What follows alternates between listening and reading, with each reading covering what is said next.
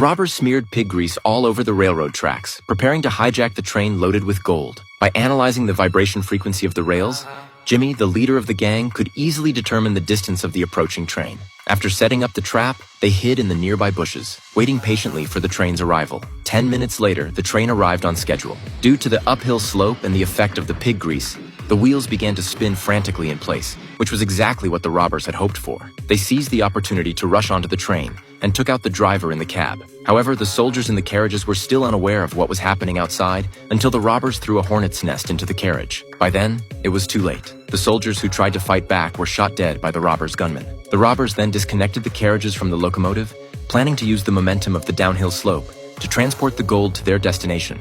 At this point, the soldiers, unable to bear the stinging of the bees, jumped off the carriages one by one. However, the robbers couldn't celebrate too soon because the police at the terminal station, noticing the train's delay, had dispatched a large team to investigate. To make matters worse, the brakes on the carriages malfunctioned. If they couldn't stop in time, the gold would be transported back to the starting station, and all their efforts would be in vain. Fortunately, Jimmy had prepared for this. An hour earlier, after the train passed the mountainside, he had sent another group of robbers to create a speed bump there. They tied countless ropes to the trees on both sides of the tracks, hoping to stop the speeding train. However, they didn't anticipate that the slope of this section was too steep, and the speed of the carriages had already reached 300 miles per hour. The ropes crossing the tracks seemed to have no effect on slowing down the train, and the trees on both sides were uprooted by the enormous force. Luckily, they had tied enough ropes, and after passing through a full kilometer of speed bumps, the carriages finally came to a halt. The entire plan was only half complete. Everyone hurried to move the gold out of the carriages. Jimmy deliberately let the bulky horse-drawn carriage take a separate route,